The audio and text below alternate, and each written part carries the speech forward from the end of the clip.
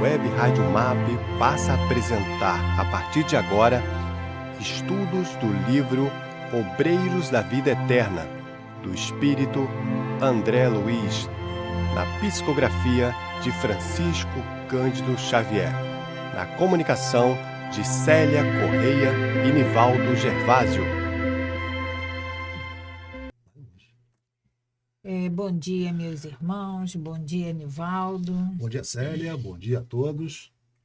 Então, mais uma vez, junto com vocês, mais uma terça, junto com vocês, agradecendo a essa espiritualidade amiga, que nos incentiva, que nos estimula a continuarmos esse estudo desse livro. E eu preciso até confessar uma coisa a vocês, porque ele está tão vivo assim em mim, até porque, né, toda terça-feira nós estamos aqui estudando, mas nós temos o estudo do livro dos Espíritos presencial, e aí, Nivaldo, eu estou sempre falando de obreiros, porque esses desencarnes, essa intervenção dos espíritos tem tudo a ver com o nosso estudo, e vira e mexe eu toco no Obreiros da Vida Eterna. André Luiz vem trazer para nós, né, Célia? Todos os livros dele, né? Mas especificamente o Obreiros, nós estamos tendo essa oportunidade de fazer esse estudo junto com vocês, essa leitura junto com vocês, né? É um livro assim que nos deixa, depois da leitura desse livro, depois do estudo desses casos, né? Onde ele vem trazendo todos esses pormenores do que precede o nosso desencarne e o posterior. Como se dá o desencarne, a dificuldade que nós criamos, que nossos familiares criam. A gente diz que nós seremos novas criaturas após a leitura desse livro, no que diz respeito à morte, né? No que diz respeito ao desencarne, velório e tudo mais. A gente vai ter uma outra, já estamos tendo, né? Uma outra visão, um outro entendimento sobre esse fenômeno, que a gente já fez centenas e centenas de vezes. Nós já tivemos no plano espiritual, já reencarnamos. Mas para nós é sempre, ainda, como Emmanuel nos diz lá na introdutória desse livro, né, Célia? Até hoje, passados séculos e séculos e séculos, a humanidade ainda não se acostumou a entender esse fenômeno, a compreender esse fenômeno. É tão assim, essas nossas idas e vindas ao mundo espiritual, aqui a matéria, ela já aconteceram tantas vezes com todos nós, e a gente sabe, a doutrina espírita nos diz que a verdadeira vida é a vida espiritual, mas a gente fica preso. Você veja, Célia, eu estava só para a gente recordar aqui, né? Emmanuel traz no primeiro capítulo, que é Rasgando os Véus, do Obreiros da Vida Eterna. Ele diz assim: o homem moderno, pesquisador da estratosfera e do subsolo, esbarra ante os pórticos do sepulcro, com a mesma aflição dos egípcios, dos gregos e dos romanos, de épocas recuadas. Quer dizer, nós temos ainda as mesmas dificuldades em aceitar esse fenômeno da morte. Quantos nós escutamos morte? Eu não quero falar sobre isso. Não quero falar sobre isso.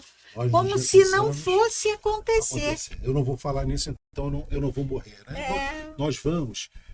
E o bom, né, Célia, é que a gente já aprendeu a saber que morrer todos vamos, mas alguns de nós não vamos desencarnar. E nós precisamos nos prepararmos para que a gente possa morrer e desencarnar.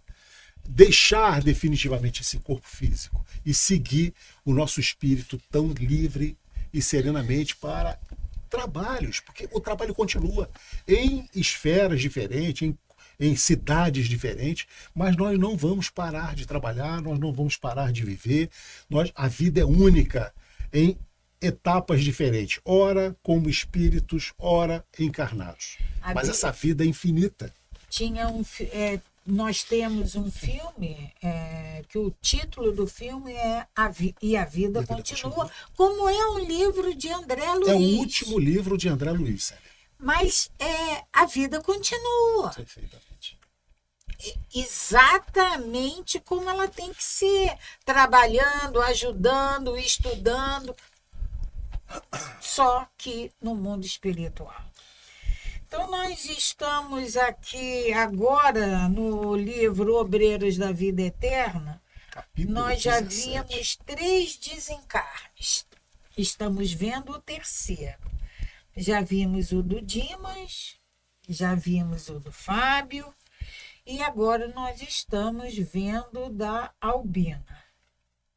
E na semana passada, nós tomamos conhecimento de que a desencarnação da Albina estava suspensa.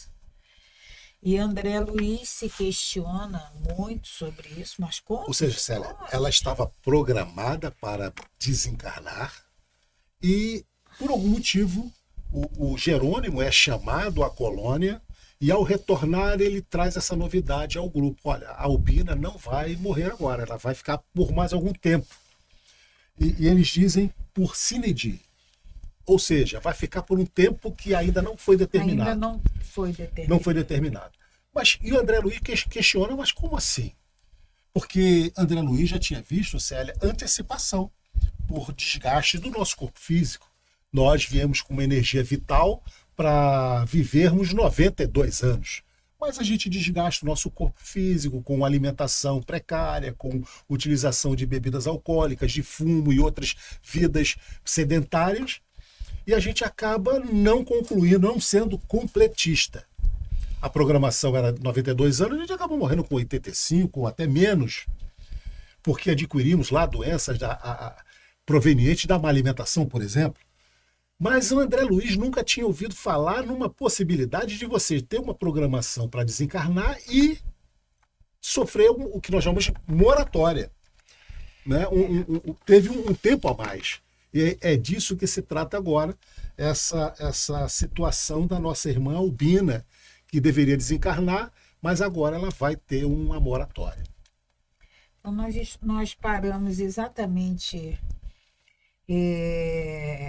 nesse questionamento de André Luiz, porque primeiro que André Luiz questiona tudo, né? Sim. Tudo para ele é motivo de querer, de precisar de esclarecimento.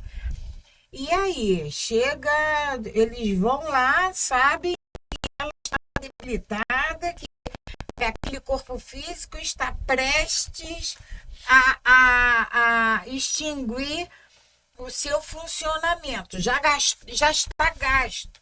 E aí vem o Jerônimo com essa notícia. Não, por enquanto não. E antes da gente iniciar, vamos agradecer sempre a Deus, nosso Pai. Agradecer por estarmos aqui, Pai. Agradecer ao nosso Mestre Jesus e todas essas oportunidades de ensinamento que nos chegam.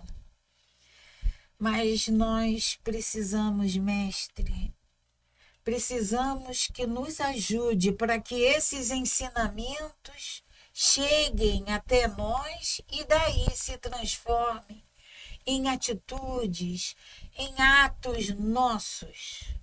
Nos ajude a entender isso, nos ajude a praticar esses ensinamentos. Graças a Deus.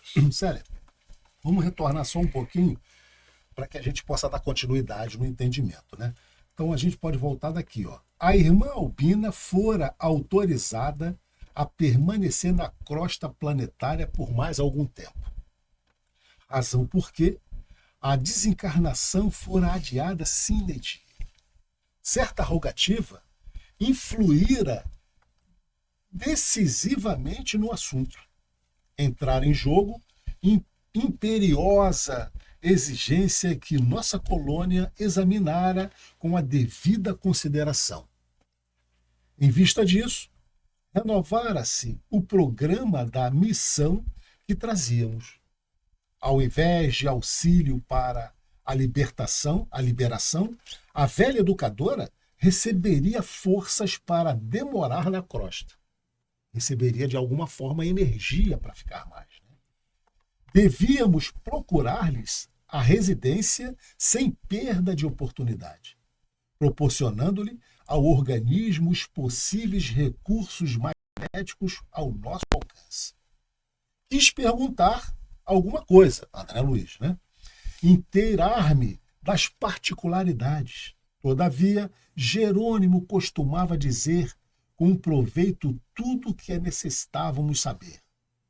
E não me cabia constrangê-lo a qualquer informação antecipada. Por quê? Se modificar a decisão de tamanho relevo. Luiz se questionava. Quem possuía, afinal, tanto poder na oração? Então foi através de uma oração, de uma prece. Quem possuía, afinal, tanto poder na oração para ter influência nas diretivas de nossa colônia espiritual? Seria justo o adiamento? Por que motivo determinada súplica impunha a renovação do roteiro a seguir? Esses questionamentos todos do André Luiz, será que o motivo é justo? Quem que teria esse poder de alterar uma data de um desencarne? Isso a gente sabe, Célio? Sempre falamos que é feito um planejamento reencarnatório. Então, a Célia vai continuar lendo para nós agora de onde efetivamente nós paramos, Célia? O assistente percebeu as indagações que se entrechocavam no cérebro e adiantou. Não se torture, André. Saberá tudo no momento certo, no momento oportuno. E traçando sintética programação de serviço, acrescentou: vamo-nos, Hipólito e Luciana velarão pelos convalescentes. Então, Hipólito e Luciana ficaria com o Dimas e Fábio. E o Jerônimo e André Luiz iam lá atender a irmã Albina. Em caminho, porém, não resisti. Pedi permissão para ouvi-lo de maneira sumária quanto à nova deliberação. E Jerônimo aqueceu esclarecendo. A nova deliberação era a continuidade da Albina encarnada. A medida, aí Jerônimo esclarece a André, a medida não deve provocar admiração. Ninguém, senão Deus, detém poderes absolutos.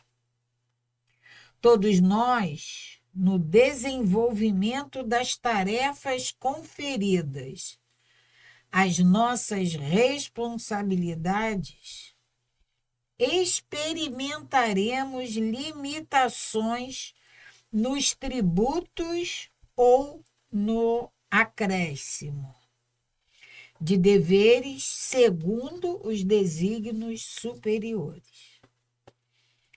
O futuro pode ser calculado em linhas gerais, mas não podemos prejulgar qual o setor da interferência divina.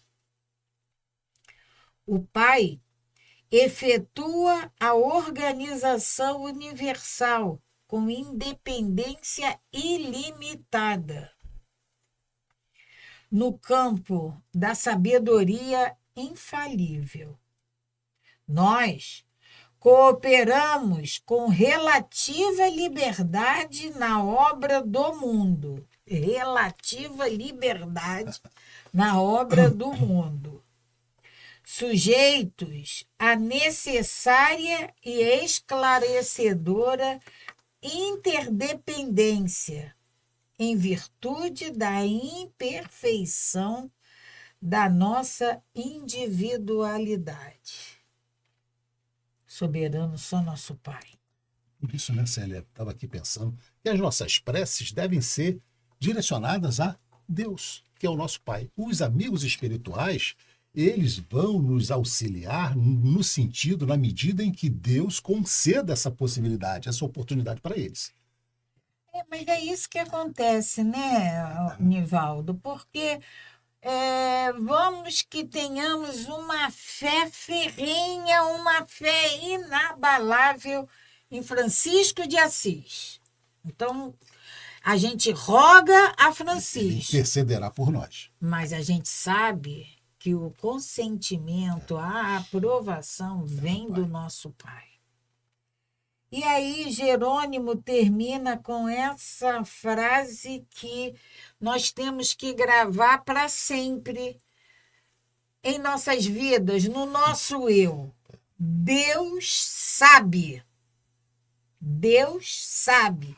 Enquanto nós nem sequer imaginamos saber. Então, muitas das vezes, a gente acha que nós somos achamos, assim um supra-sumo. Mas Deus sabe. E nós Nem imaginamos saber. sequer imaginamos saber. E isso serve para tudo, né, Célia? No Pra momento em tudo. que a gente faz as nossas preces e não somos atendidos, tenham certeza, é que Ele Deus sabe exatamente que a Ele gente não está ainda preparado para receber o que estamos pedindo. E essa revolta, essa briga, essa malcriação que a gente faz com o nosso Pai, ele também entende, mas não é bom para nós. Não é bom. A gente, muito pelo contrário, nós temos que demonstrar, nós temos que ter completa confiança nos desígnios dele. Ele sabe. E com um expressivo gesto de bom humor prosseguiu. Jerônimo prosseguiu.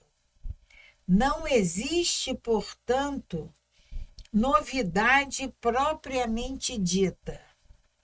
Aliás, é justo considerar que a desencarnação de Albina não é suscetível de ser adiada por muito tempo. O organismo que a serve está gasto. Ela tem insuficiência cardíaca, né? Tem um problema cardíaco, é sério.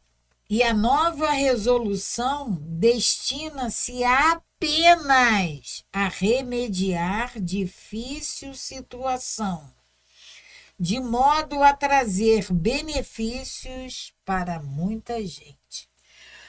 E aí vem mais uma liçãozinha. Tudo o que nos acontece é para o nosso bem. Nós precisamos também entender isso. Nosso Pai jamais vai permitir alguma coisa que venha efetivamente nos fazer mal ou nos prejudicar. É bem verdade que a gente vai falar assim, mas isso me prejudicou, mas prejudicou segundo a minha visão encarnada. Como nosso Pai vê além. Exatamente.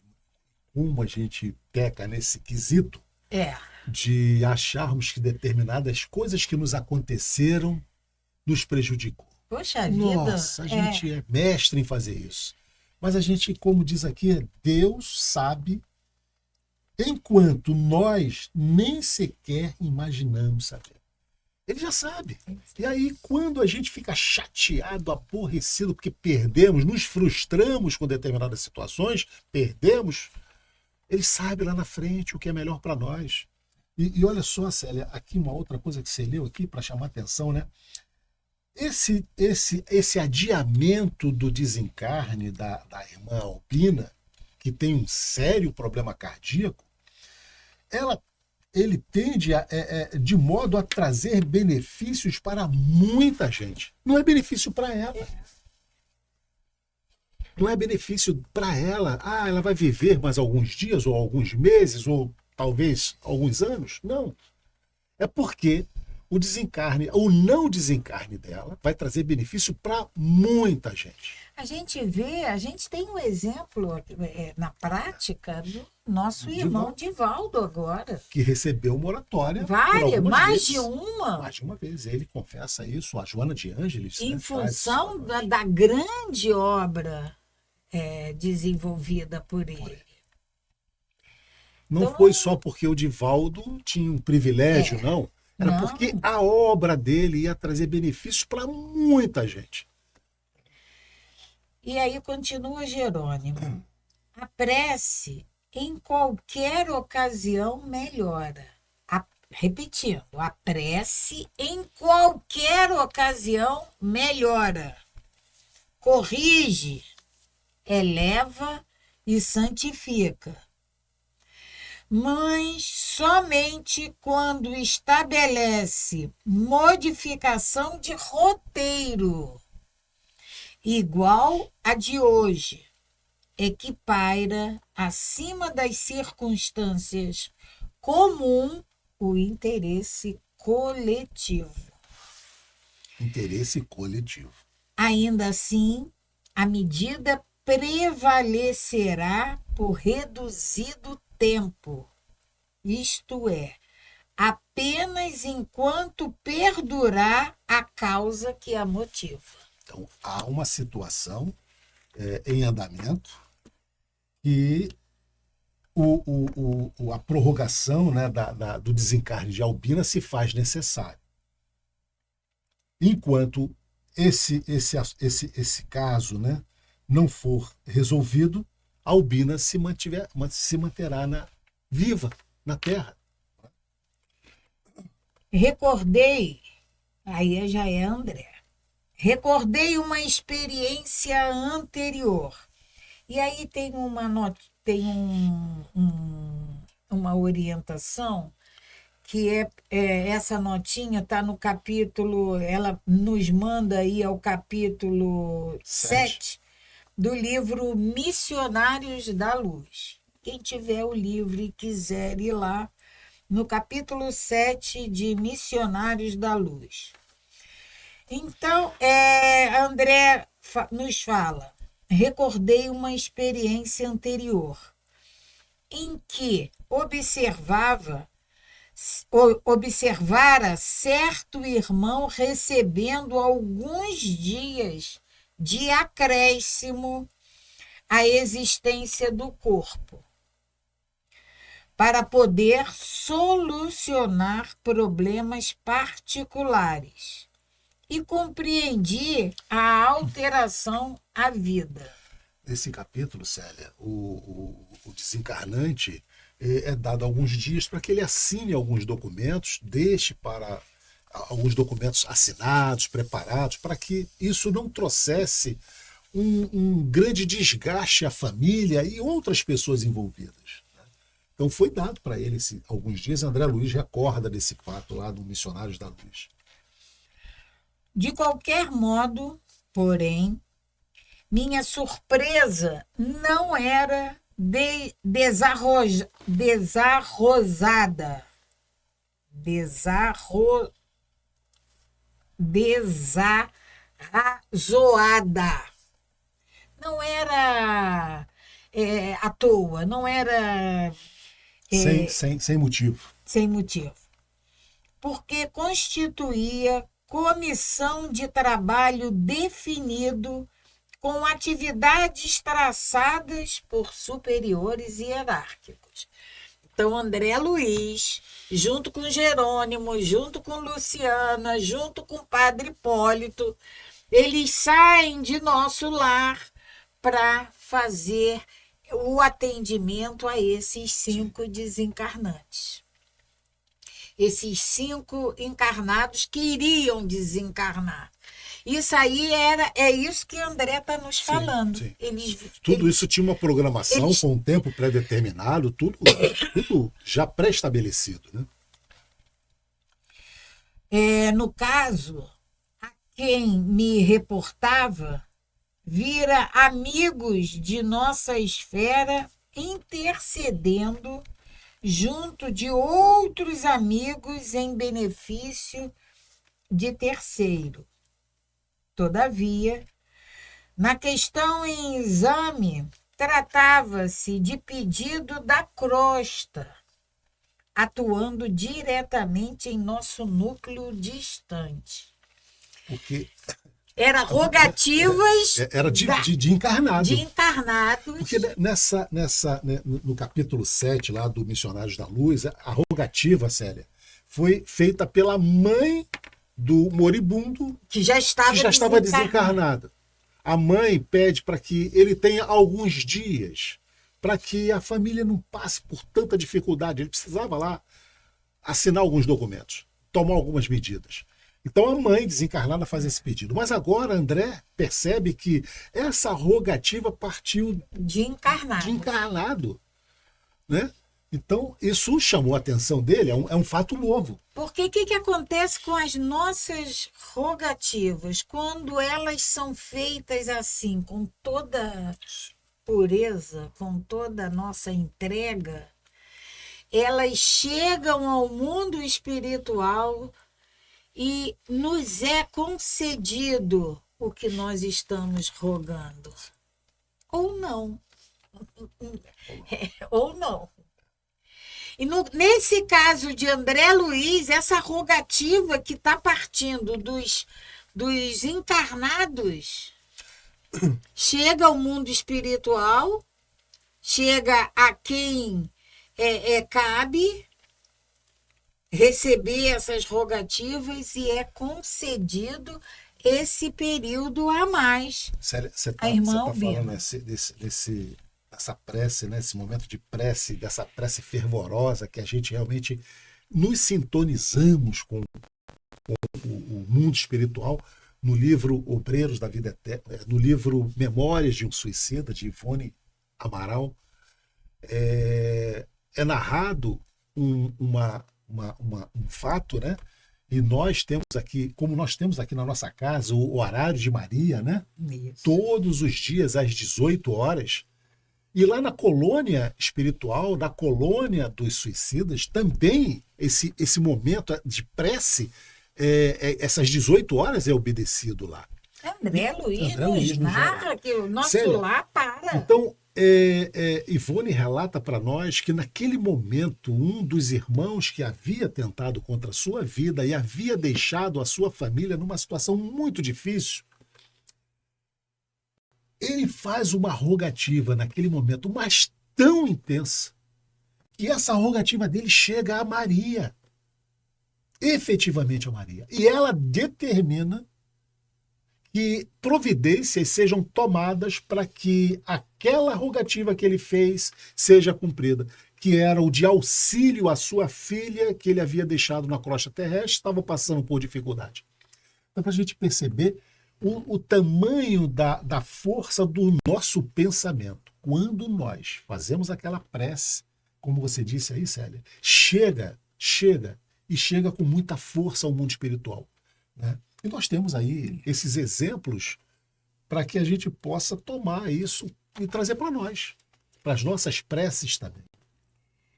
Então, continuando, André falando, conservando, pois, minha curiosidade insatisfeita, acompanhei o assistente até o apartamento confortável em que residia a interessada.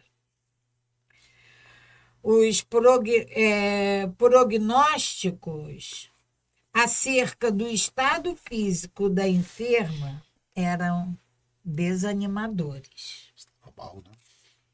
Porém, eram desanimadores. Seu espírito, no entanto, mantinha-se calmo e confiante, a despeito da profunda perturbação orgânica.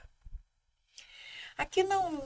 Já disse aqui em algum momento qual era a crença da Albina? A Albina é evangélica. Evangélica, né? A Albina é evangélica. O André Luiz relata isso lá no início, né? Tá. Não só o coração e as artérias apresentavam sintomas graves, também o fígado, os rins, o aparelho gastrointestinal. A dispneia agravava intensamente. Chegáramos num instante em que em que gracioso grupo de jovens, 14 ao todo, faziam em derredor da enferma o culto doméstico do Evangelho.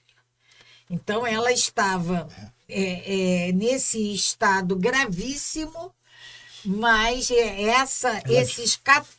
essas 14 pessoas se reuniram para fazer... Célia, ela dirigia uma entidade evangélica da ordem presbiteriana.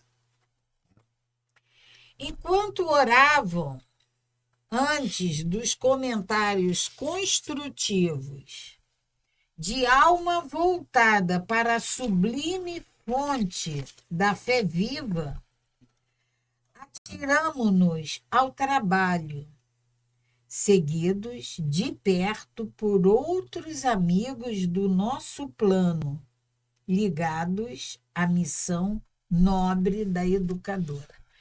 O cenário é aquele: a Albina está deitada, 14 crianças da sua instituição ajudam, participam ali daquele culto do Evangelho do Lar, mas ali tem entidades desencarnadas que se juntam à equipe do Jerônimo e André Luiz. Só os dois vieram. A Luciana e o Padre Hipólito ficaram lá tomando conta do Dimas e do Fábio, né? E a gente chama a nossa atenção que a Albina, por isso eu perguntei ao Nivaldo, a crença dela. Vamos perceber que a espiritualidade está ali presente. Sim, independente André Luiz está ali. Independente da gente se dizer católico, evangélico, espírita, seja de que o islâmico, nós temos os nossos protetores espirituais. E todos nós seremos assistidos. Se vamos aceitar ou se não vamos aceitar, aí é uma outra história. Mas assistidos, socorridos, todos nós seremos no momento certo. O ambiente equilibrado pela prece e pelos pensamentos de elevação moral,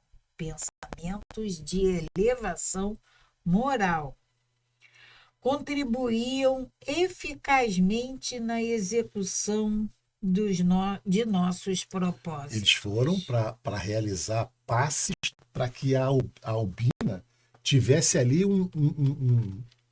uma energia maior, para que ela pudesse passar mais alguns dias, alguns meses, a gente não sabe exatamente quanto tempo, no corpo físico, né? E André Luiz e o Jerônimo encontram um ambiente super favorável.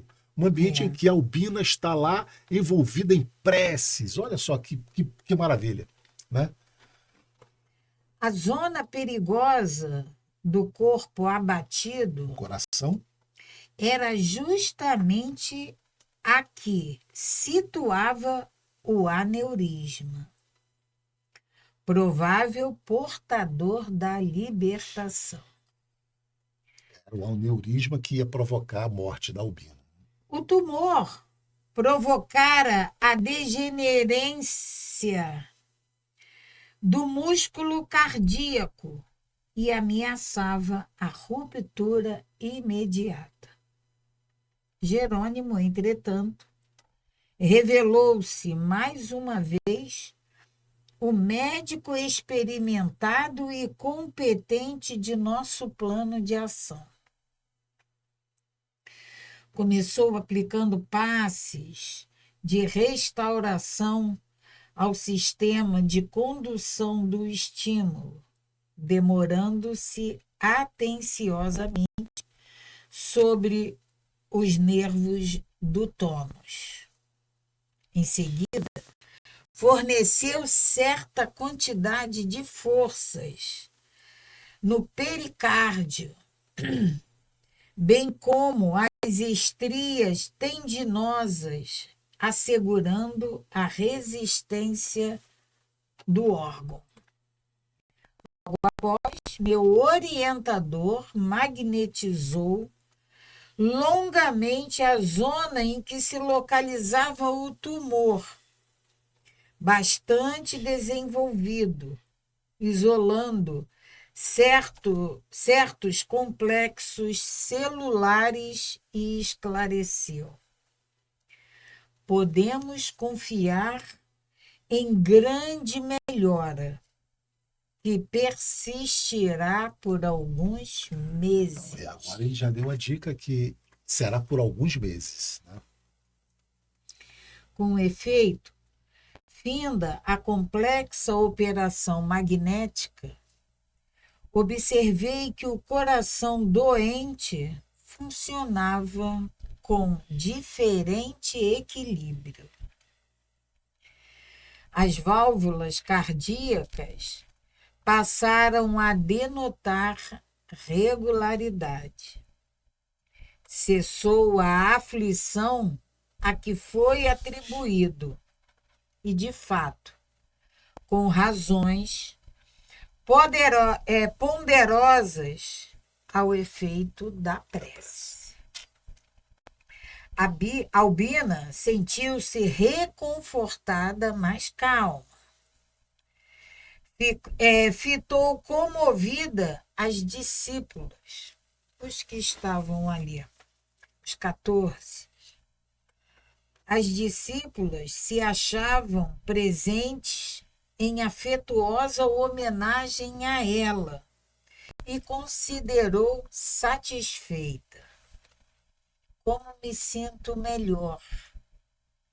Motivos fortes possuía o apóstolo Tiago, recomendando a prece aos enfermos. Ela lembra dessa passagem, né? Que o Tiago, que foi apóstolo de Jesus, né? Recomendava sempre a prece aos enfermos. Né? Tiago foi um dos que ficou na casa após a morte de Jesus, né? A casa de transição, né? E antes, Jerônimo já tinha esclarecido, já tinha falado: a prece em qualquer ocasião melhora, corrige, eleva e santifica.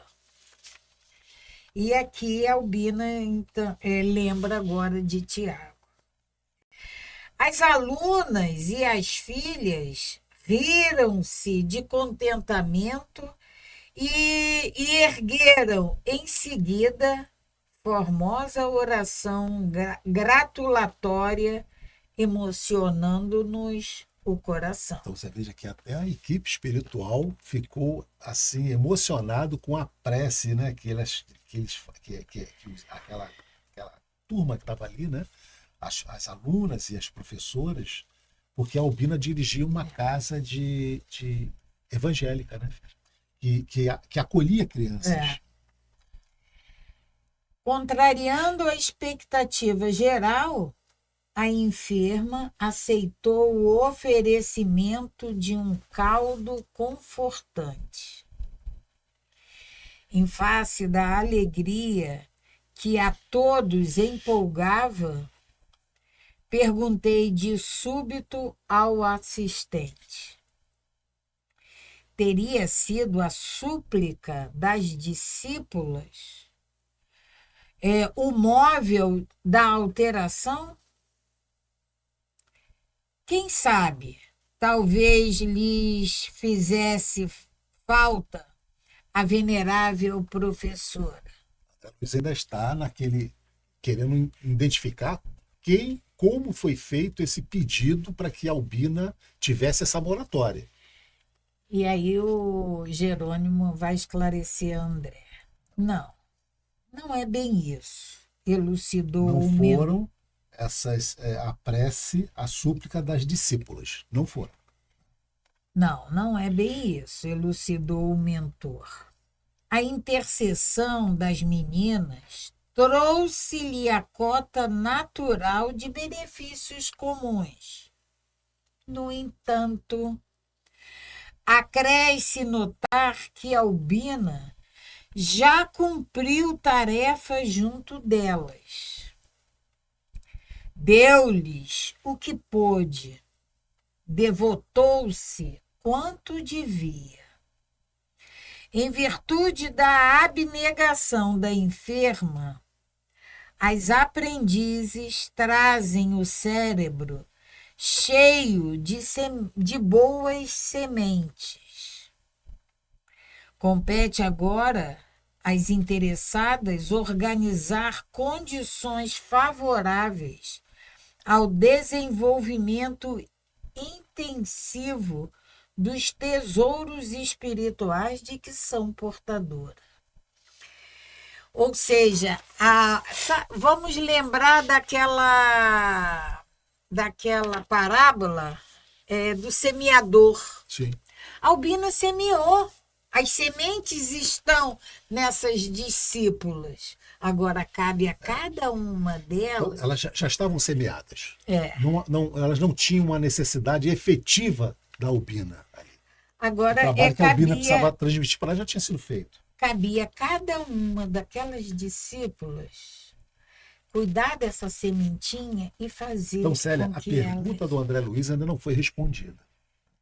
Curioso, arrisquei. Quando fala curioso, arrisquei, a gente sabe que é André Luiz. Curioso, arrisquei. Estaríamos, porventura, ante o resultado de requisição sentimental das filhas? Jerônimo fitou ambas as senhoras, que assistiam a doente com desvelada ternura, abanou a cabeça com gesto negativo e retrucou. Também não. Luiz continua curioso. No desempenho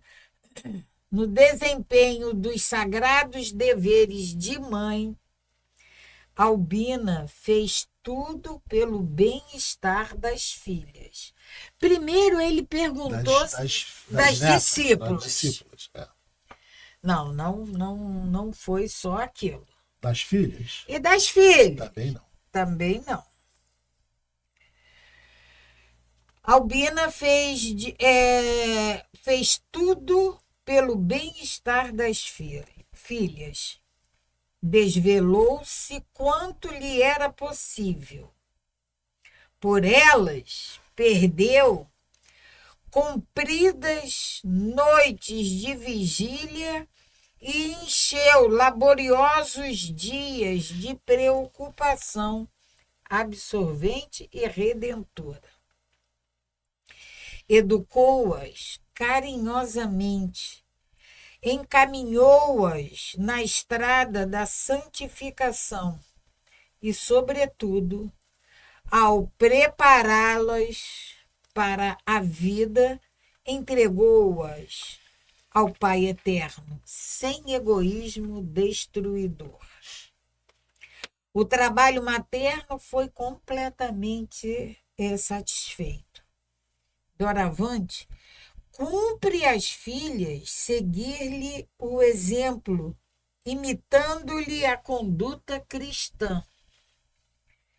Os bons pensamentos de Lloyd e Eunice, que são as duas filhas, envolvem-na toda em repousante atmosfera de amor. Os bons pensamentos de Lloyd e Eunice envolvem a Albina em repousante atmosfera de amor. Entretanto, não seriam os rogos filiais em circunstância como essa que modificariam o roteiro das autoridades superiores no cumprimento das leis divinas. As súplicas de ambas partem de esferas de serviço perfeitamente atendidas pela missionária em processo de libertação. E de modo algum as filhas poderiam retê-las. Nesse instante, sentindo-se a enferma reconfortada pela inopinada melhora, dirigiu-se à filha mais velha indagando: Lloyd, acredita você na possibilidade de trazerem o Joãozinho até aqui? Então aparece um outro personagem. Ela pede para que seja trazido esse menino, né? Que é uma criança ainda, Joãozinho, até ela. Então já temos Albina, nesse novo desencarne, os personagens Albina, Lloyd e Eunice, que são as filhas, agora, né? Joãozinho. A interrogação enternecida seguiu-se plena aprovação da filha, e o telefone tilintou chamando alguém. Ao passo que a senhora se entendia com o esposo, à distância, meu orientador anunciou bem-humorado. Em breves momentos, receberá você a chave do problema. Então, a chave do problema é o Joãozinho. Então, em breves momentos, o André Luiz iria receber a chave do problema. O questionamento dele, né, Célia, era exatamente saber quem fez essa rogativa, por que a Albina recebeu essa moratória. E ele fica questionando, foi pelas filhas, foi pelas crianças, as discípulas, foi... E o Jerônimo, não foi, não é isso ainda. Agora, a Adelaide pede a Lloyd, né? Pede a Lloyd, já reconfortada, recebeu os passes magnéticos, já teve o... Você falou Adelaide? Quem é Adelaide? Albina. Albina, né? A Albina já reconfortada, ela recebe, após receber esses passes magnéticos do Jerônimo, em que fortaleceu lá o pericárdio, né? Reforçou a proteção lá do aneurisma e deu essa revitalização para que ela possa ter mais alguns meses de pleno. Ela então pede para que o Joãozinho seja trazido, chame o Joãozinho, né? E aí o Jerônimo, né, fala que em breves momentos receberá você, André Luiz, começaria a saber a chave do problema. De todas aquelas interrogações, de todos aqueles questionamentos. E nós vamos deixar isso para o próximo capítulo. Essa chave do problema para a semana que vem. Para que vocês possam estar conosco aqui. O nosso tempo já está terminando, vamos aqui agradecer a vocês, né? E esse livro aqui é um livro da série que traz essas surpresas para nós, né? E nós vamos ver que o Joãozinho tem a ver com esse pedido. Não foi só o Joãozinho, né? A gente vai poder observar aqui que tem outras, porque como o Jerônimo diz, né? Esse pedido foi aceito porque ele traria benefício para muita gente. Muita gente. Então não foi só para o Joãozinho. Joãozinho é a chave da questão, sim. Mas não foi só para agradar o Joãozinho. Não pode ter sido, né? Porque já foi dito que essa moratória ela visa aqui, ó, o modo a trazer benefícios para muita gente. Então, nós vamos ver em que sentido, como que vai se dar esse desfecho, né? Quem são essas pessoas que vão ser beneficiadas, por que de toda essa questão, né, Célia? Então, estamos chegando aí ao final do nosso encontro com vocês nessa terça-feira, já são meio-dia e desejamos para vocês aí um excelente almoço e vamos aguardar a próxima terça-feira para descobrirmos aí o que o Joãozinho tem a ver com essa história, o porquê que o Joãozinho foi chamado. É a chave É a chave desse... para as indagações de André. Perfeitamente. Então, uma excelente semana para todos vocês, que possamos desfrutar de todo esse conhecimento aqui adquirido de André Luiz e através do nosso querido irmão Chico Xavier. Paz e bem, paz e luz. Paz, muita paz. A Web Rádio MAP apresentou o programa Estudo do livro Obreiros da Vida Eterna, de André Luiz, na psicografia de Francisco Cândido Xavier, na comunicação de Célia Correia e Nivaldo Gervásio.